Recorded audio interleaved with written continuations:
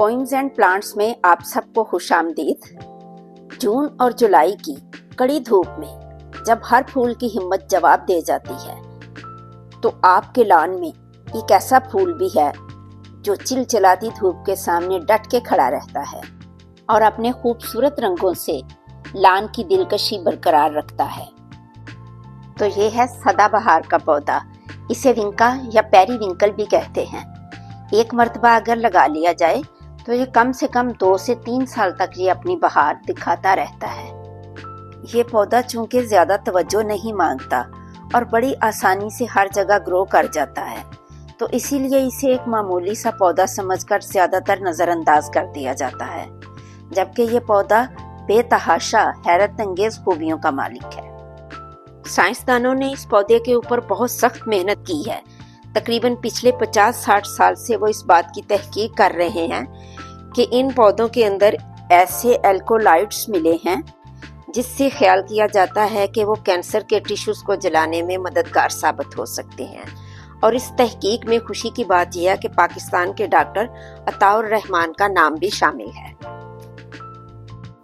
खासतौर पर अफ्रीका के इलाके मेडागास्कर में पाया जाने वाला पेरीविंकल, उससे 2 ऐसे केमिकल्स निकाले गए हैं, विनक्रिस्टिन और विनब्लास्टिन, जिनसे कैंसर के मरीजों का बहुत कामयाबी से इलाज किया जा रहा है।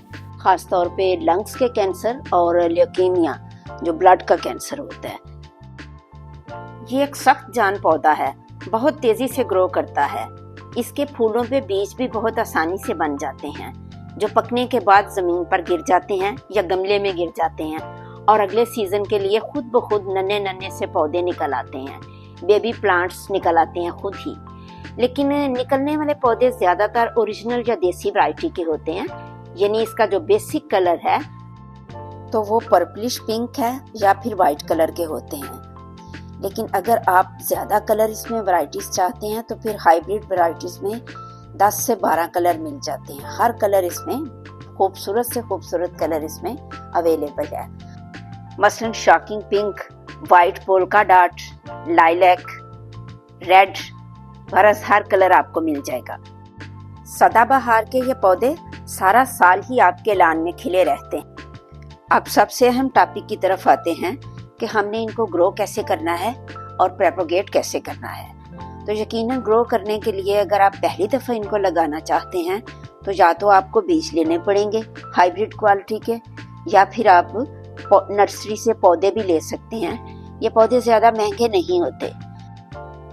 बीज ग्रो करने का बेहतरीन वक्त मार्च से अप्रैल है, यानी जब पहले फूल सूख रहे होते हैं तो इन पौधों को स्टार्ट करने का वक्त शुरू हो जाता है। जश्न-ए-बादे सबा नहीं रुकता, फूल का काफिला नहीं रुकता। जब भी फूल सूख जाते हैं और आते हैं और आते हैं। तो जून जुलाई में इंशाल्लाह ये पौधे इस काबिल हो जाएंगे कि भरपूर फ्लावरिंग कर सकें। अब अगर आपके घर में एक भी पौधा आ जाए, हाइब्रिड क्वालिटी का हो या नेचुरल हो, तो उसे ग्रो करने का बेहतरीन तरीका जो है वो टिप्स कटिंग है। ये पौधा आप सामने देख रहे होंगे, इस पौधे की बिल्कुल कोई प्रूनिंग नहीं हुई थी, तो देखें कितना बेढंगा हो गया। ये पौधे भी आप देखें कि बहुत लंबे हो गए क्योंकि इनकी टिप्स नहीं काटी गई, तो फ्लावरिंग कितनी कम है। तो इसलिए बेहतरीन तरीका ये है कि टिप्स आप पौधों की काट के नए पौधे बनाते रहें, ताकि पहले पौधे बुशी और हेल्दी होते जाएं और नए पौधे जो हैं वो इन टिप्स से आपके नए नए पौधे निकलते आएंगे। और ये बात आपके जहन में रखिए कि ये जो पौधे निकलेंगे ये हाइब्रिड क्वालिटी के ही पौधे निकलेंगे, क्योंकि आपने हाइब्रिड से टिप को काटा तो आपके जो पौधे निकलेंगे वो भी उसी कलर के निकलेंगे जो कि पौधे का ओरिजिनल कलर था। जबकि घर में जो बीज बनते हैं तो फिर उनमें से जो फूल निकलते हैं वो बेसिक कलर के ही होते हैं, या तो वो वाइट कलर के होंगे या लाइट पर्पलिश पिंक कलर होगा।